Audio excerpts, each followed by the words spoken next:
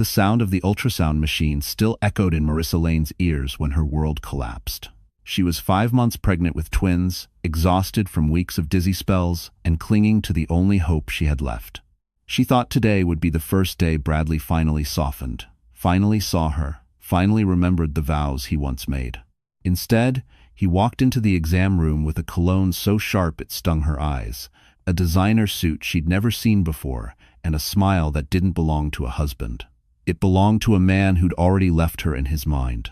He didn't sit down. He didn't even look at the screen where their babies moved. "Marissa," he said, sliding a crisp folder onto her lap, "I'm done pretending. Sign the divorce papers. I can't carry you anymore." She thought she misheard. Her heartbeat pounded in her throat. She was trembling so hard the paper fluttered like a dying bird. "You're leaving me? Now?" Her voice cracked. "Bradley, I'm pregnant. With your children." He shrugged, bored. "You're holding me back. I found someone who fits the life I want, someone who isn't this." He gestured at her hospital gown like it was an inconvenience. A nurse gasped softly. Marissa's vision blurred, her breath shortening. The room tilted, the fluorescent lights smearing into streaks. And that was when she saw him. A tall man in a charcoal coat standing just outside the doorway, watching with a quiet intensity. She didn't know his name. Didn't know why his eyes filled with something that looked painfully close to recognition. All she knew was that the moment Bradley walked out, everything inside her collapsed. What she didn't know was this: the stranger at the door would change the entire trajectory of her life. And Bradley Pierce had just made the most catastrophic mistake he would ever make. Because fate was already moving against him. Before the day her husband shattered her world in that exam room, Marissa Lane used to believe she was ordinary, not invisible, not remarkable, just someone who tried her best to live quietly in a city that never stopped roaring. She taught art at a small private school in Brooklyn, guiding children's hands as they dipped brushes into colors she wished her own life had. Her paycheck barely covered rent, her shoes were always a season behind, and her dreams lived folded inside sketchbooks she rarely opened anymore. But she never complained. She had grown up learning that silence was safer than asking for too much. Marissa came from a fractured family, parents who drifted apart, relatives who drifted further. By the time she turned 18, she understood one lesson better than any textbook. If she didn't hold herself together, no one else would. Maybe that was why she clung to Bradley Pierce so tightly when he first walked into her life. He was confident, polished, everything she wasn't. He told her she was gentle, steady, a breath of calm. She mistook those words for love. In hindsight, they were labels, roles she was expected to fit as he climbed toward a life she was never meant to enter. When she found out she was pregnant with twins, she let herself hope again. Hope that the man who laughed a little too loudly at rooftop bars would soften. Hope that the man who obsessed over followers and brand deals would remember he once whispered promises into her hair. Hope that the babies growing inside her would become the anchor that steadied them both. But pregnancy didn't make Bradley kinder. It made him impatient. Every craving, every appointment, every moment she needed comfort was met with a sigh or a complaint about timing. The distance between them grew so fast Marissa could barely track the pieces falling away. Still, she kept going. She worked until her ankles swelled. She walked to appointments alone. She whispered lullabies into her empty apartment to reassure the two little lives who depended on her. Because that's who she was, a woman who pushed forward even when her heart cracked. Maybe that's why the stranger at the clinic doorway looked at her the way he did. Maybe he saw something she didn't. A woman who hadn't broken, not fully. A woman who still had fire beneath the ash. But that realization would come later. For now, Marissa Lane was just a pregnant woman abandoned at her weakest, unaware that destiny had already begun stitching a new life behind her back. Long before Bradley Pierce handed Marissa those divorce papers, his transformation had already begun quietly, subtly, like a stain spreading under expensive fabric. The man she married had once been charming in a modest way, the type who split a sandwich with her on a park bench and talked about building a future brick by brick. But New York had a way of reshaping people, especially those desperate to outrun their own insecurities. The moment Bradley discovered social currency, the kind measured in rooftop invitations, luxury brunches, and follower counts, he became addicted. He wasn't wealthy, not truly, but he learned how to mimic wealth with alarming precision. Designer shoes bought on credit, luxury watch rentals for Instagram photos, borrowed cars from colleagues who didn't know how often he bragged as if they were his. His life became a highlight reel curated for strangers. And then came Serena Vale, the influencer whose smile could stop traffic and whose ambition could crush anything in her way. She had millions of followers, brand deals, and a talent for sniffing out men who needed validation. Bradley became her latest project not because she loved him, but because he made excellent content. To Serena, he wasn't a partner, he was an accessory. With every photo they took together, Bradley drifted further from reality. He began resenting Marissa for not being part of this new world. "You don't understand what success looks like," he'd tell her after she questioned his late nights. "People expect a certain image." He loved that word more than he ever loved her. When Marissa grew more visibly pregnant, Bradley became colder. "This isn't the right time," he complained. "Do you know how hard it is to build a brand with a pregnant wife? It sends the wrong message." He spoke about his unborn children as if they were obstacles, not miracles. He told Serena he felt trapped, and Serena, always calculating, encouraged him to rewrite his narrative. So he did. He rewrote it without Marissa in it. The day he walked into the exam room with the divorce papers, Bradley wasn't thinking about the vows he made or the babies whose heartbeats echoed through the speakers. He was thinking about a sponsorship deal. Serena promised him one that required a fresh start. But as he strutted out of the clinic, satisfied with the cruelty he called clarity, he didn't notice the man standing in the hallway. Everett Caldwell watched him walk away, his jaw tense, his eyes sharp. Bradley believed he had traded up. He had no idea that he had just stepped into the beginning of his own downfall, and that the man who witnessed his arrogance would one day dismantle everything he pretended to be. 2 days after Bradley abandoned her at the clinic, Marissa Lane found herself standing outside the Midtown Auditorium where Bradley's company was hosting a flashy product launch. She hadn't planned to go. She could barely stand without losing her breath, her belly tight with the weight of the twins. But a delivery mix-up left one of Bradley's documents at their old apartment, and in a moment of hopeful foolishness, she convinced herself that maybe, just maybe, he would speak to her like a human being if she returned it. Hope is a dangerous thing for someone already bleeding. Inside the marble lobby, she quickly realized she didn't belong. Crystal lights glowed overhead. Women in sequin dresses floated past. Men in tailored suits talked loudly about stock numbers and opportunities. Everyone sparkled except her. She wore a loose sweater that barely hid her pregnancy and sneakers because her feet had swollen painfully. She could feel the judgment before anyone even looked her way. Then she saw him. Bradley stood near the stage, one arm draped confidently around Serena Vale. Cameras flashed as they posed together like the picture-perfect power couple. Serena was breathtaking in a red satin gown, all curves and confidence. Bradley kissed her temple for the photographers, grinning wider than he ever had for Marissa. Marissa froze. Her breath vanished. She watched him accept a microphone, watched the crowd applaud, watched Serena beam proudly as if she were the rightful wife, not the woman carrying his children. When Bradley addressed the audience, his voice carried through the speakers, smooth and arrogant. "Tonight marks a new chapter," he announced. "In business and in life." Serena squeezed his hand. A reporter shouted, "Is this your new partner?" Serena giggled. Bradley didn't deny it. Marissa felt her knees shake. Her vision pulsed at the edges. She tried to back away, but her ankle buckled. The folder slipped from her grip, papers scattering across the polished floor.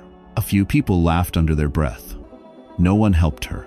Not one person even reached out. Except one. A firm hand caught her before she fell. A familiar voice, steady, grounding, spoke beside her ear. "Easy. I've got you." It was the stranger from the clinic, Everett Caldwell. His presence was calm, powerful, out of place in the chaos. When Bradley noticed Marissa leaning against Everett's arm, his smile faltered for the first time. Something uncomfortable flickered in his eyes. Guilt? Fear? Recognition? He didn't have time to react. Because Everett stepped in front of Marissa, shielding her from the cameras, his voice low and controlled. "You shouldn't be here alone." And for the first time, Marissa wondered if fate really was shifting. Because humiliation was only the beginning, her rise would be far louder. The night after the product launch, The city felt colder than usual. Marissa Lane sat on the edge of the narrow bed in her tiny apartment, the one she and Bradley once shared before he decided luxury mattered more than loyalty. The lights of Brooklyn flickered outside her window, but inside, everything was dim. She had spent the entire day replaying his words, his smile, his arm around Serena, the way the cameras loved them. Every memory hit harder than the last. Her twins kicked softly, reminding her she wasn't alone, even when she felt completely abandoned. She pressed a hand to her stomach, whispering, "I'm trying. I promise I'm trying." But the truth was cruel. She had never felt weaker. Her feet were swollen, her back ached, and her chest tightened with every breath. Stress was beginning to take a toll on her pregnancy, and she knew she needed stability, calm, something she didn't have anymore. She tried calling Bradley once more, telling herself it was only to discuss medical bills or the insurance paperwork he had promised to handle. But when Serena answered, instead laughing, amused, and unapologetically cruel, Marissa ended the call before another word could slice her apart.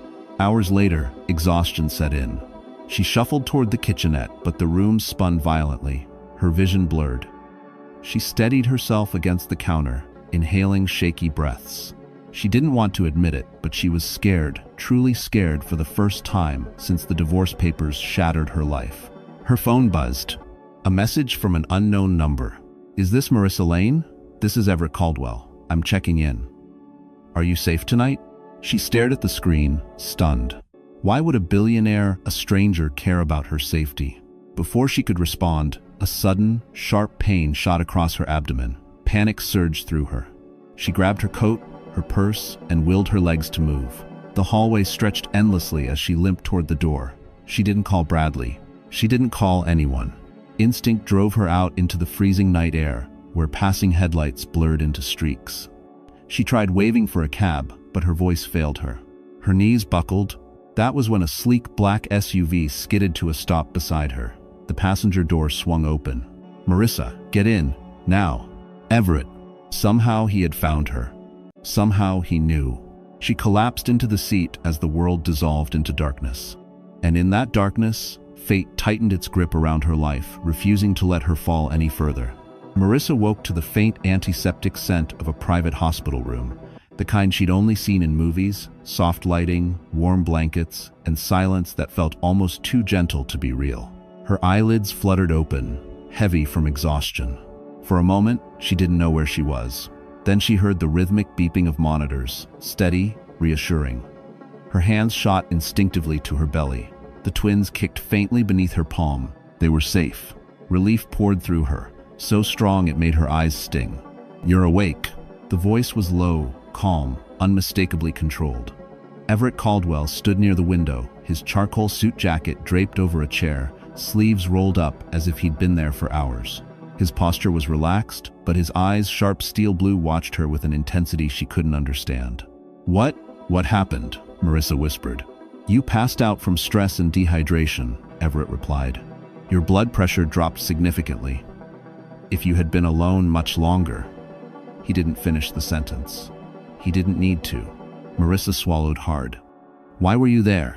Everett considered her for a moment, then answered simply, "Because something told me you needed someone watching out for you." She didn't know how to respond. No one had said words like that to her in years, not with sincerity, not without expecting something in return. A billionaire CEO could have been anywhere else. At a board meeting, on a private jet, at a $1,000 dinner. Instead, he was here with her. "You shouldn't worry about the cost of this hospital," Everett added, almost casually. "It's taken care of." Her breath hitched. I can't accept that. I don't even know you." "Maybe not yet," he said, "but you will." The room fell quiet again, but it wasn't uncomfortable. For the first time since the divorce, since the humiliation, since the unraveling of her life, Marissa didn't feel entirely alone. The weight in her chest loosened just a little. Then Everett stepped closer, his expression shifting into something more serious. "Marissa, you need to understand something," his voice lowered. "People like Bradley don't get to walk away from their responsibilities, not without consequences." She blinked, startled. "Why do you care what happens to him?" Everett held her gaze with a certainty that sent a shiver down her spine. Because men like him think they can throw people away without looking back. A pause. And I've seen enough of that in my lifetime. There was something in his tone, something personal, unresolved, almost painful, something he didn't elaborate on. But Marissa would. Later. For now, all she knew was this. Everett wasn't just a stranger anymore. He was becoming the force fate had sent to rewrite everything she thought she'd lost. For the next few days, Marissa remained under medical supervision. The twins were stable, but the doctors insisted on rest, calm, monitored stress levels. 3 things she hadn't had since Bradley decided she was disposable. Everett visited every day, never overstaying, never assuming. He brought warm meals instead of flowers, soft blankets instead of grand gestures. His presence was quiet, yet impossible to ignore. Still, one question gnawed at her. Why was he helping her? One evening, as the city lights flickered across the skyline, Marissa finally asked, "You don't even know me," she whispered. "So why does it feel like you're trying to protect me?" Everett didn't answer at first.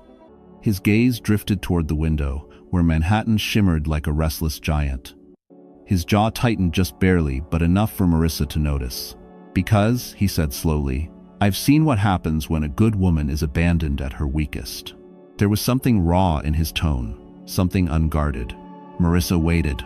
Everett exhaled, rubbing the bridge of his nose, as if debating whether to let her into a part of his life no one else touched. "My sister," he said at last. Her name was Claire. She was 7 months pregnant when her husband walked out on her, left her with nothing, no warning, no support, just disappeared. Marissa's throat tightened. What happened to her? His eyes darkened, not with sadness, but with a fury so controlled it made the room feel colder. "She didn't survive," Everett said. "Stress, medical complications. The doctors did everything they could, but she didn't make it. And the man, her husband, moved on like she never existed." Marissa's breath caught. This wasn't just sympathy. This was history repeating itself in front of Everett's eyes. He continued, "When I saw you at the clinic, when I saw him walk away from you, it felt like watching Claire collapse all over again." Silence blanketed the room. Marissa's vision blurred not from pity, but from something deeper.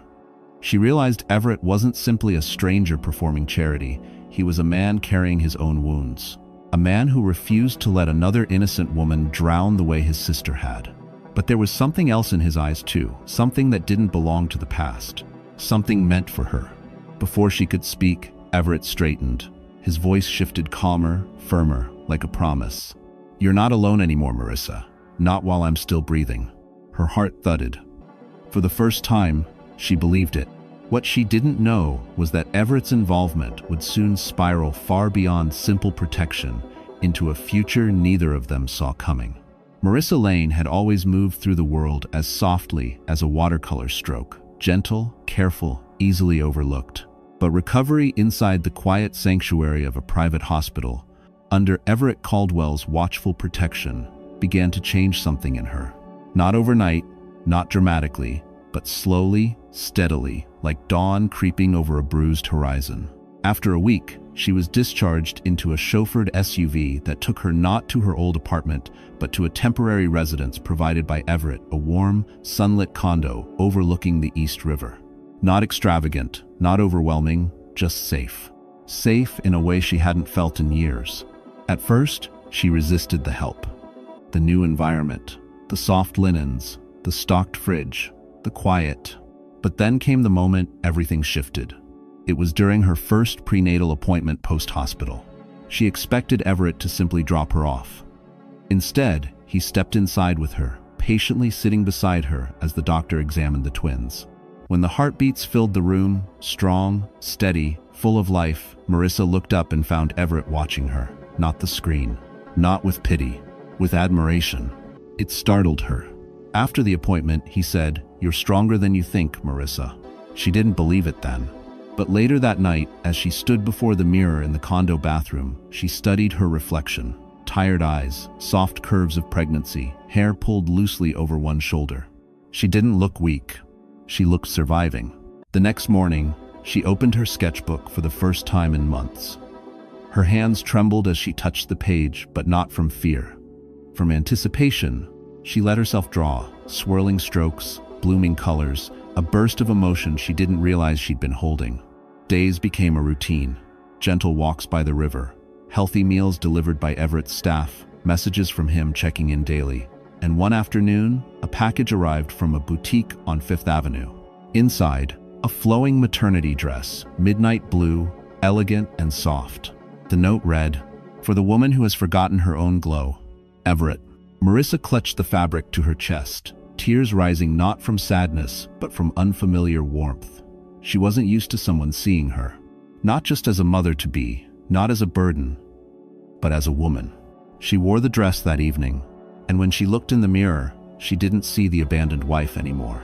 She saw a woman who was beginning to rise. What she didn't see was the storm forming far away. Bradley's downfall was accelerating, and her transformation was about to collide with his destruction. For the first time in months, Marissa Lane felt a fragile sense of stability growing beneath her feet. She had a safe home, a calm routine, and a quiet thread of connection with Everett Caldwell that she didn't dare name yet. But life has a cruel talent for testing people at the moment they begin to hope again. It happened on a Thursday afternoon. Marissa had been sitting near the window, painting the skyline as the twins fluttered gently inside her, when a sudden, sharp pain tore through her lower abdomen. It wasn't like the usual discomfort of pregnancy. It was deep, intense, alarming. She froze, brush falling from her hand. Then the second pain hit. Stronger? She gasped, gripping the edge of the table as the room tilted. Panic surged. "Not now, please, not now," she whispered, pressing a trembling hand to her belly. The twins weren't due for months. This couldn't be happening. Her phone slipped from her fingers, clattering to the floor. Instinct propelled her toward the hallway, but her legs buckled halfway. She leaned against the wall, breathing in sharp, ragged bursts. A cold sweat broke across her skin. She wasn't just afraid for herself. She was terrified for them. With shaking fingers, she managed to grab the phone and press Everett's contact. He answered on the first ring. "Marissa." His voice, steady, strong, felt like an anchor. Something's wrong," she gasped. "The baby's, Everett. I think something's wrong. I'm on my way. Don't move." Minutes later, though, it felt like hours, the penthouse door flew open. Everett crossed the room in 3 strides, lifting her into his arms without hesitation. His expression was controlled, but his eyes were blazing with fear he didn't bother hiding. "Stay with me," he whispered, holding her close as he rushed her to the elevator. "I'm not losing you. Not losing them." At the hospital, monitors beeped urgently. Doctors and nurses moved with quick, precise motions. Everett stood beside her bed, refusing to leave even when instructed. Her blood pressure is dropping, prep for emergency stabilization. Marissa's vision blurred. She felt Everett take her hand. "Marissa, look at me," he said. "You're not alone. I'm right here." She wanted to hold on, to stay conscious, but darkness tugged at her. Her last thought was a silent plea. "Please save my babies." And just before the world disappeared, Everett's terrified whisper cut through the haze. "Don't take them from me too." Marissa didn't remember much from the emergency procedure, just flashes of cold lights, urgent voices, and Everett's hand locked around hers, as if his willpower alone could anchor her to life. When she finally woke, hours later, the room was quiet. A soft glow spilled through the blinds, and the rhythmic monitor beeps told her she was still here. And so were the twins. "They're stable," a nurse whispered. "You made it through the danger." Relief hit her like a tidal wave. But when she turned her head, she froze. Everett sat beside her bed, still in the same clothes, eyes rimmed with exhaustion yet unwaveringly alert. He looked like a man who had spent the night fighting demons only he could see. When he realized she was awake, the tension in his shoulders released. "You scared me," he murmured, "more than I expected." Marissa felt a strange warmth bloom in her chest. No one had said words like that to her in years. No one had stayed, no one had fought for her. She whispered, "I didn't mean to." "I know," his voice softened, "but you need to understand something, Marissa. You can't go back to carrying everything alone." Those words settled into her like seeds finding fertile ground. After a few days in recovery, she was discharged again, this time stronger, more careful, more aware of how fragile and precious her life had become.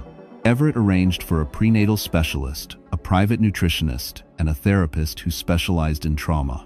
At first, she resisted again, old habits pulling her back into the belief she didn't deserve help. But something had changed.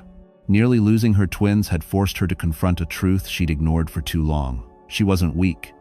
She was surviving despite circumstances designed to break her. One morning, she stood in front of the mirror, wearing a simple, cream-colored maternity dress Everett's staff had left for her. She expected to see the same frightened woman from before. Instead, she saw someone new, a woman who had walked through fire, a mother who would do anything to protect her children, a human being who deserved more than the scraps Bradley had thrown her way. She traced her reflection gently and whispered, "No more shrinking." Her phone buzzed with a message. "Everett again. Step by step, Marissa. And when you're ready, I want to show you something."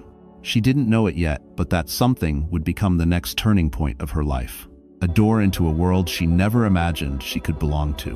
While Marissa slowly rebuilt her strength, Bradley Pierce's glossy world began to crack first at the edges, then violently, like shattering glass no one could glue back together.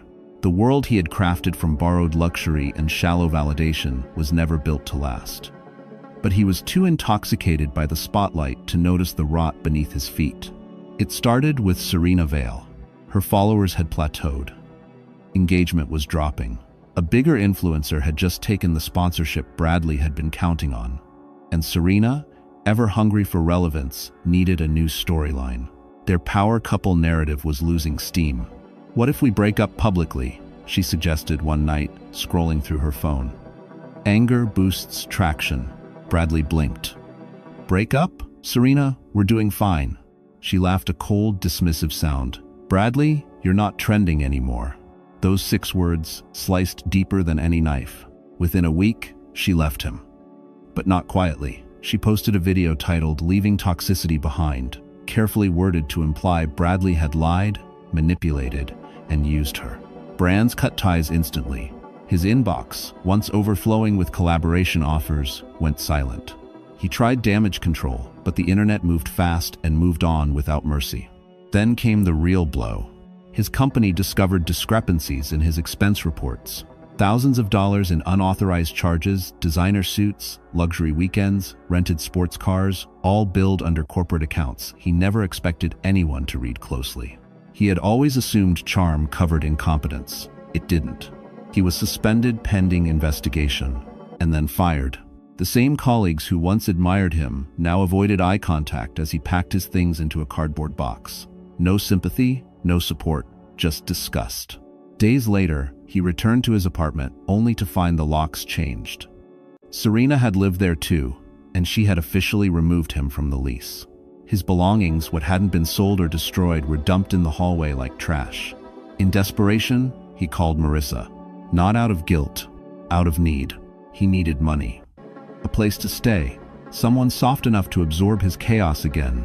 When she didn't pick up, he tried again, and again. Eventually, he left a voicemail dripping with entitlement. "Marissa, you owe me a conversation. Don't forget those babies are mine too." But for the first time, his words held no power. Because Marissa wasn't that frightened woman anymore. And Bradley, for all his arrogance, had no idea how much she had transformed or how deeply entangled her life had become with Everett Caldwell. His downfall had only begun, and the next time he saw Marissa, she would be unrecognizable. By the time Marissa had regained her strength and adjusted to a calmer routine, Everett Caldwell began to subtly widen her world. He never pushed, only invited. A gentle suggestion here, a quiet introduction there. Soon, she found herself attending small private gatherings hosted by his closest associates. Charity board members, architects, economists, and philanthropists who orbited the Caldwell legacy. Marissa entered those rooms cautiously, her hand resting subconsciously on her growing belly, unsure if she belonged. But the moment people met her, really saw her, the atmosphere shifted. There was something grounding about her presence, something soft but undeniable. And Everett, he watched her with a quiet pride he didn't bother hiding. Word spread faster than either of them expected. At one luncheon overlooking Central Park, a well-known socialite leaned toward her friend and whispered, "Who is she? Everett never brings anyone." Another replied, "Maybe she's the one he's been protecting." By dessert, the rumors had already evolved. "She's stunning. She's mysterious.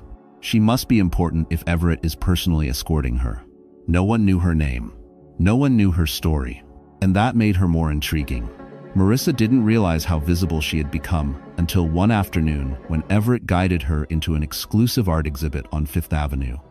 Cameras weren't allowed, but eyes certainly were. Conversations dipped as she passed. A few people greeted Everett warmly, then looked at Marissa with curiosity that bordered on awe.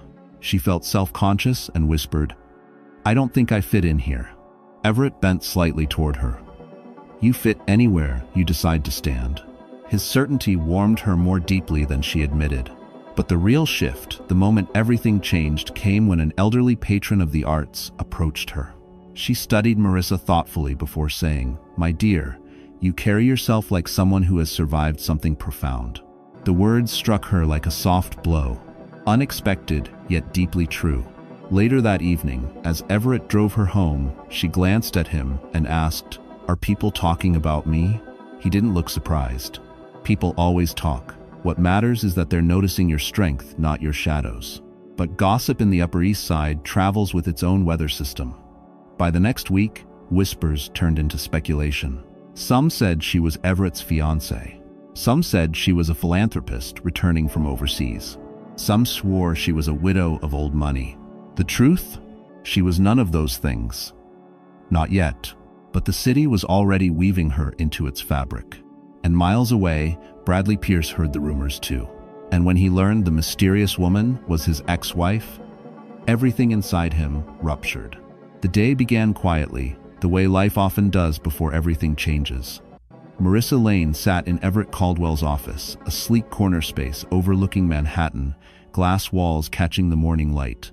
She felt small inside it, yet strangely grounded. Her hands rested protectively over her belly.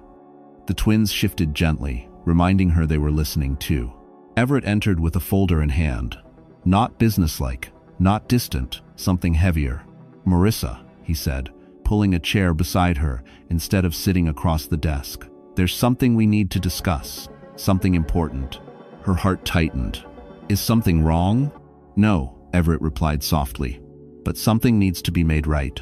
He opened the folder. Inside were legal documents, official, notarized, lined with the Caldwell crest. She recognized some terms, others not. But one phrase pulsed off the page like a heartbeat. Pre-birth recognition of heirs. Marissa looked up sharply. "Everett, what is this?" He held her gaze with a sincerity that made her breath catch. "It means the twins will have full legal rights as heirs to my estate. Protection. Security. A future no one, not Bradley, not the world, can take from them." Her mouth fell open. "But they're not biologically yours." Everett shook his head. "Fatherhood is more than biology. It's presence, responsibility, choice." His voice deepened. "And I choose them. I choose you." Emotions surged: fear, gratitude, disbelief. Something warmer she didn't dare name. She whispered, "You don't have to do this." "I know." His tone softened. "But I want to." He explained everything. The legal steps, the protections, the inheritance rights. It wasn't charity, it wasn't obligation, it was intention. A future made solid. Tears stung Marissa's eyes. No one had ever fought for her like this. No one had ever looked at her children unborn, unseen, and declared them worthy of belonging. Slowly, handshaking, she signed her part of the document. Everett signed next. With that stroke of ink, the twins became Caldwell heirs, protected by one of the most powerful legacies in New York.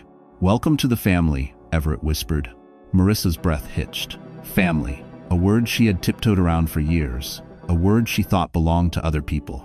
But the moment was interrupted by Everett's phone buzzing urgently. He glanced at the screen, jaw tightening.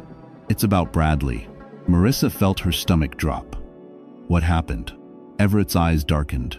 He just filed a petition, demanding custody rights. Her pulse stopped. Custody? Now? After abandoning her? Everett stood, fury simmering beneath his calm exterior. He doesn't know who he's up against. Marissa clutched her belly, fear and fire colliding inside her. Because Bradley was about to discover that the woman he discarded now stood backed by the full power of the Caldwell empire. The invitation arrived in a thick cream envelope embossed with silver lettering. the Caldwell Foundation Annual Art and Innovation Gala. Marissa held it in her hands, stunned. She had attended nothing this grand in her entire life. Everett noticed her hesitation and said gently, "You don't have to come, but I'd like you to." Something inside her shifted. For years, Manhattan's elite world had existed above her like a skyline she wasn't allowed to touch. Tonight, she would walk into it pregnant, steady, and unhidden. Hours before the gala, a team arrived at her condo stylist's. Everett hired only if she felt comfortable, though she suspected they were practically vibrating with excitement. They treated her gently, as if aware of the twins resting beneath her heart. Her dress was custom-made, a deep emerald satin that draped around her belly like it was designed for royalty. Soft waves framed her face. Diamond earrings, delicate, tasteful, glimmered with each breath. She barely recognized the woman in the mirror. Perhaps that was the point. When Everett arrived to escort her, he paused in the doorway, breath briefly stolen. He didn't speak right away, not out of politeness, but awe. "You look." His voice softened into something reverent. "Extraordinary." At the gala entrance, cameras flashed like lightning. Manhattan's elite stepped out of black cars dressed in couture and confidence. And then came Everett, one of the city's most powerful men, offering his arm to Marissa Lane, a woman the public had only whispered about. The reporters murmured, "Is that her? That's the woman he's been protecting? She's beautiful. She's pregnant? Whose children?" Speculation crackled through the air. Inside the grand ballroom, chandeliers shimmered like frozen stars, and musicians played soft classical notes. Marissa moved carefully, overwhelmed but steady. People approached Everett, noticing her more than him. Some congratulated her without knowing why. Others simply stared. A well-known philanthropist smiled warmly. "You carry yourself with grace, my dear." Grace. Marissa almost laughed if only they knew the storms she had walked through. Across the room, Everett leaned down slightly and whispered, "You're doing perfectly." For the first time, she believed him. But the night's real turning point came when she glimpsed a familiar figure lingering near the entrance, eyes wide, face pale, mouth falling open in disbelief. Bradley. He froze in place, staring at her like he'd seen a ghost wearing a crown. His once perfect facade crumbled as he took in her elegance, her glow, the unmistakable presence of Everett Caldwell at her side. He mouthed one word, "Marissa?" She didn't react. She didn't flinch. She simply turned her head away, calm, unshaken, because tonight was not about him. Tonight was the beginning of her rise. Bradley Pierce had imagined many versions of seeing Marissa again. In all of them, she was fragile, tearful, begging, apologizing for not being enough. That was the story he told himself, to survive the guilt he pretended not to have. But nothing prepared him for the woman standing under the chandelier that night. Marissa Lane, pregnant, glowing, stunning in emerald satin, looked like she belonged in the very world Bradley had tried to enter but could never truly reach. And Everett Caldwell's hand resting protectively at the small of her back made it clear she was not just attending the gala. She was being introduced. Bradley's breath stuttered. His chest tightened. "Marissa?" He tried again, louder this time. She finally turned. Her eyes met his with a calm so steady it rattled him. No anger. No desperation. Just a quiet, devastating certainty that she no longer lived in his shadow. He stepped forward. "We need to talk." "No," she said softly. "We don't." The simplicity cut deeper than any shout could. Bradley forced a smile, the kind he used on investors he needed to manipulate. "Come on, Marissa. Don't be dramatic. I've been trying to reach you. You blocked my number." That was intentional. Everett shifted, then subtle but unmistakable, placing himself between them without aggression, just presence. Power radiated from him effortlessly, like gravity rearranging itself. Bradley's voice cracked. Who is he to you?" Marissa didn't answer. Everett did. Someone who doesn't walk away from her while she's pregnant. The surrounding guests fell silent. Bradley flinched, color flooding his face. "This is ridiculous. Marissa, you can't just..." He gestured vaguely at Everett. "Replace me with some billionaire who..." Marissa's voice cut through, soft but sharp. "I didn't replace you, Bradley. You left me, remember?" Gasps rippled through nearby guests. Bradley's eyes darted around, suddenly aware of the audience he never wanted. His voice dropped to a hiss. "You're embarrassing yourself." "No," Marissa whispered. I'm finally protecting myself. His jaw clenched. Those are my children. Everett's eyes hardened. Legally, they're under my protection now, and we will see you in court with every record, every message, every witness you think didn't notice what you did. Bradley paled. He knew exactly what that meant. Before he could speak again, Serena Vale, his ex-influencer girlfriend, appeared at the ballroom doors, phone in hand, recording everything. "Smile, Bradley," she cooed. "Your downfall is trending." His world imploded. Marissa's, however, was only rising, and the next move she made would determine who truly held the power now. The ballroom was buzzing, electricity crackling through every whispered conversation. Guests pretended to focus on champagne flutes and auction paddles, but every pair of eyes subtly flicked toward the storm forming at the far end of the room. Everett had stepped forward in quiet authority. Marissa stood steady at his side, and Bradley was unraveling by the second. Then a shrill voice cut through the tension like shattered glass. "Well, isn't this precious? Serena Vale." She strutted toward them in a glittering silver gown, phone recording, smile sharp as a blade. "Bradley, darling," she purred loud enough for half the room to hear. "You didn't tell me your ex-wife leveled up." Bradley stiffened. "Serena, stop filming." But Serena thrived on chaos. She angled the camera to capture all three of them. No, this is too good. The internet will eat this alive." Marissa felt her pulse quicken, but Everett's hand lightly brushed her back, steadying her without touching her agency. She lifted her chin, unwilling to shrink for anyone ever again. Serena turned her attention to her. "So you're the mystery woman? The one everyone keeps whispering about on Madison Avenue?" She looked Marissa up and down, smirking. "You hide pregnancy well.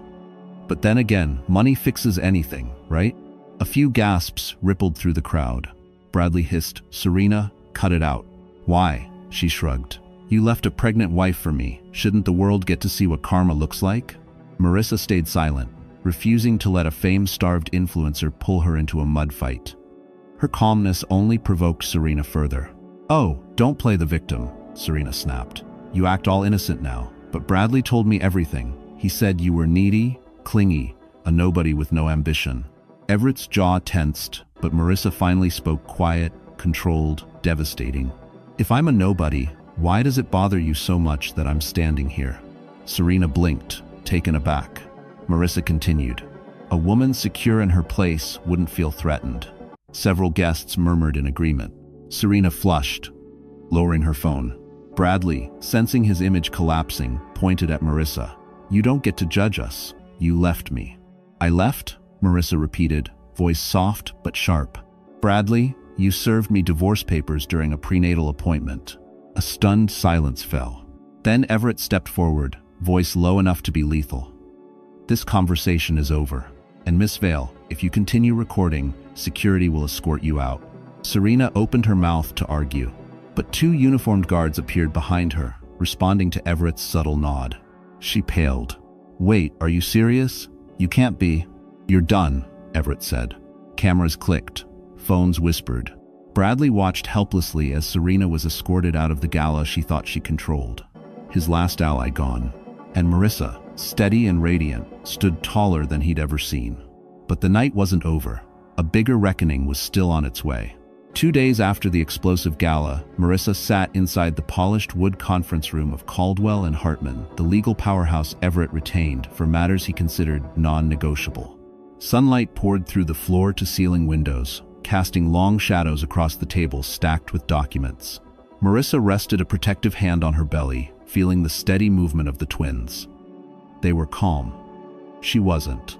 Everett entered the room with a presence that shifted the air. He wasn't wearing a suit today, just a dark sweater and slacks, but somehow that made him more imposing, not less. His eyes softened when they met hers. "You ready?" he asked. "No," she admitted honestly, "but I'm here." He smiled. "That's enough." The lead attorney, a sharp woman named Dana Whitford, cleared her throat. "We've reviewed Bradley Pierce's custody petition. Frankly, it's paper thin. He's trying to reinsert himself for financial leverage." Marissa flinched. "Leverage? They're his children." Dana exchanged a knowing look with Everett. "He didn't file because he wants to raise them. He filed because the rumors about you and Everett have spread. He thinks the Caldwell name means money." Marissa's stomach twisted. Of course, Bradley didn't want the children, he wanted access. Everett leaned forward, voice calm but edged with steel. "This is why we're formalizing everything." He slid a folder toward her. "It's a comprehensive guardianship and protection agreement.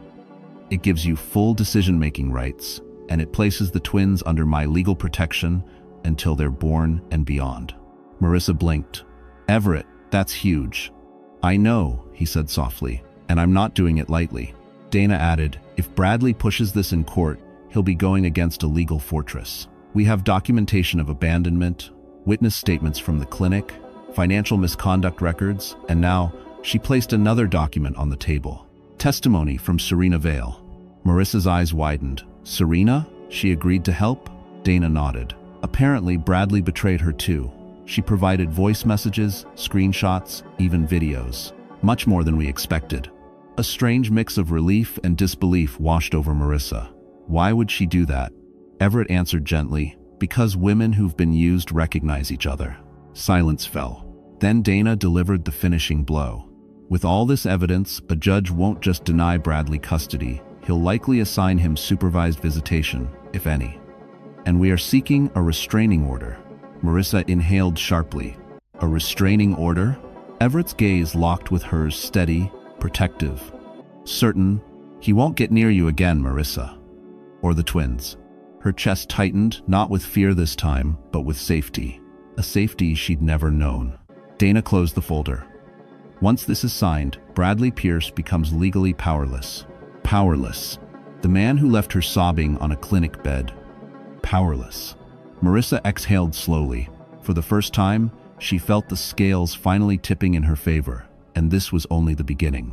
The Caldwell Foundation Winter Gala was the kind of event whispered about all year: glittering gowns, million-dollar auction paddles, and a guest list curated like royalty. Tonight, it was held at the Metropolitan Hall, a glass-domed masterpiece glowing like a jewel beneath the Manhattan skyline. Marissa Lane stepped out of the car first. She wore a midnight black velvet gown that fell elegantly around her pregnant figure, the twins' gentle curve accentuated like a symbol of resilience rather than vulnerability. Her hair swept in soft waves, her steps steady, her posture regal. Everett followed, offering his arm not as a savior, not as a protector, but as an equal beside her. The photographers didn't even try to hide their excitement. "Everett, over here. Is this the woman you've been seen with?" "Ma'am, name please?" Marissa didn't answer. She simply smiled, a soft, confident expression that made the cameras click faster. Inside, chandeliers dripped like liquid stars. The orchestra played a low, sweeping melody as guests turned, whispers spreading like wildfire. "That's her. She's stunning. Is she expecting? Is that Everett Caldwell's family?" Every gaze that once dismissed her now lingered in awe. For a moment, Marissa allowed herself to breathe. But then chaos. Bradley Pierce stormed into the ballroom, shoulders tense, hair disheveled, suit wrinkled as if he'd dressed in a panic. Several guests stepped back from the sheer force of his desperation. He spotted her instantly. "Marissa." Everett subtly shifted his stance, protective but calm. Bradley charged toward them, ignoring the stares. "You can't do this. You can't just erase me from my children's lives." Marissa held his gaze, unshaken. "You erased yourself." "No," he barked, voice cracking. "You were supposed to stay the same. You weren't supposed to." His voice faltered as he looked at her dress, her glow, her strength. "Become this." The room watched in suffocating silence. Everett spoke first. "Bradley, this is neither the time nor the place." Bradley jabbed a trembling finger toward him. "You stole my family." Marissa stepped forward, lifting her chin. "Family? You walked away from that clinic without once asking if your baby's hearts were still beating." Everett didn't steal anything. He showed up. A ripple of applause, small but real, moved through the crowd. Bradley's face flushed red. "You think you're better than me now because you're on his arm?" Marissa's voice softened, lethal in its honesty. "No, Bradley, I'm better because I finally chose myself." He staggered back as if struck. Security approached discreetly. Everett placed a hand on Marissa's back and whispered, "It's over." But it wasn't. Not yet. Because moments later, the event host took the stage and announced, "Please welcome Everett Caldwell and his family." The spotlight swung toward them. Gasps filled the ballroom. Bradley's knees buckled, and the world finally saw who Marissa Lane had become. The spotlight washed over Marissa and Everett like a soft crown, illuminating them before the entire ballroom. Everett didn't hesitate. He offered his arm with a quiet confidence that rippled through the crowd. And Marissa, glowing in her midnight gown, placed her hand gently atop his. Not as someone being rescued, but as someone finally stepping into her rightful place. The host continued, "Tonight, we honor Everett Caldwell and his growing family for their contributions to maternal health initiatives across New York." Family. The word echoed. Cameras flashed. Applause rose. Murmurs swelled into fascination. Bradley stood frozen near the center of the room, eyes wide, face drained of color. He looked like a man watching the ground disappear beneath him. Everett guided Marissa toward the stage. When they reached the microphone, he spoke with that calm, resonant authority that made even billionaires go silent. "Thank you," he began. "Tonight isn't about me. It's about strength, about survival, about women who endure more than the world ever sees." His eyes found Marissa, softened, and about the 2 children who will soon join us. Gasps, whispers. Bradley choked on air. He's announcing my kids? My kids? No one acknowledged him. Everett continued, "I'm honored to protect them, honored to build a future with them, and honored to stand beside the woman who has shown bravery unlike anything I've witnessed." He stepped aside, inviting Marissa forward. Her breath trembled, but her voice didn't. "For a long time, I thought silence kept me safe," she said. "I thought shrinking made me easier to love." She paused, one hand resting on her belly. "But survival doesn't come from shrinking. It comes from standing." Dozens of women in the crowd nodded, some discreetly wiping tears. Marissa continued, "When I was left alone, pregnant, scared, and invisible, I believed I had no one. But someone saw me. Someone stepped in when I was collapsing. Someone taught me my life didn't end when he walked away." Everett's eyes glowed with pride. She finished softly but firmly, "I am not the woman he abandoned. I am the woman who rose." The ballroom erupted in applause. All except one. Bradley shoved through the crowd, shouting over the cheers. "You can't do this. You can't act like I don't exist. Those are my kids. I have rights." Security moved in. Everett stepped closer to Marissa, voice cool enough to freeze steel. "Your rights ended when you left her on that clinic bed." Bradley lunged, desperate, humiliated, unraveling. Security pinned him instantly. The cameras caught everything. And as Bradley was dragged out, screaming her name, Marissa didn't flinch. Because the world had finally heard the truth, and none of it belonged to him anymore. The weeks following the gala unfolded like the ending of a story Marissa once thought she'd never get to live. Bradley's public meltdown went viral, sparking headlines across every platform. The custody case? Dismissed within minutes. The judge, unimpressed by Bradley's theatrics and swayed by overwhelming evidence, granted Marissa full parental rights and approved a restraining order. Bradley left the courtroom pale, speechless, and stripped of every illusion of control he once had. As for his public image, it crumbled completely. Serena released the rest of her recordings, each one more incriminating than the last. Brands severed ties. His former company pulled every trace of him offline. And the world he had built on lies and borrowed prestige finally collapsed, leaving him exactly as he had left Marissa months ago. Alone, powerless, forgotten. But Marissa didn't watch his downfall with vengeance in her heart. Only closure, because her life was no longer defined by what he took, but by what she had rebuilt. The twins arrived on a crisp spring morning, healthy and strong, their tiny cries filling the private birthing suite Everett had arranged. When the nurses placed them into her arms, Marissa wept not from fear this time, but from a joy that felt too big for her body to hold. Everett stood beside her, voice trembling as he whispered their names, the ones she had chosen. He didn't ask to hold them first. He asked permission. That alone told her everything. Weeks later, on a quiet terrace overlooking the East River, Everett knelt not with a grand spectacle, not with cameras or crowds, but with sincerity so deep it silenced the world around them. "Marissa," he said, voice steady but full of emotion, "you walked through fire alone. Let me walk with you through everything else. Will you marry me?" Her breath caught, not because she depended on him, but because she finally knew she didn't have to. She whispered, "Yes." The wedding was intimate, beautiful, warm. No gossip columns, no flashing cameras, just family, the one she chose and the one she created. As she held her sons in her arms and looked at the man who had loved her not for perfection, but for resilience, something inside her settled, a peace she once thought impossible. Later that night, standing on the balcony with the city shimmering below, Marissa closed her eyes and breathed in the life she had fought for. And in her own quiet narrator's voice, she reflected, "Being abandoned didn't break me, it freed me." Because sometimes life removes people from your path when their part in your story is over. And the ones meant to stay, they walk beside you, not ahead of you. All right, the story has finally come to a close. And if you are still here with me right now, listening, breathing quietly on the other side of the screen, then something in Marissa's journey must have touched your heart in a real way. Maybe it reminded you of a moment you had to rebuild yourself. Maybe it whispered a truth you were already carrying. You are stronger than the people who walked away from you. You know, Marcus Aurelius once wrote, "The obstacle is the way," meaning what breaks you can also shape you. What feels like the end may actually be the doorway to the life you truly deserve. Marissa didn't rise because she never fell. She rose because she refused to stay where she was left. And you can do that too. Healing isn't loud, it isn't glamorous. It's choosing, every single day, to believe that your worth isn't defined by who failed to see it. So if this story reached you, even just a little, if it made you feel seen, or stronger, or less alone, then let's keep walking this path together. Like, share, and subscribe to the channel so these stories and these reminders of your own strength can keep finding their way to you. And remember, what left your life wasn't meant for your future.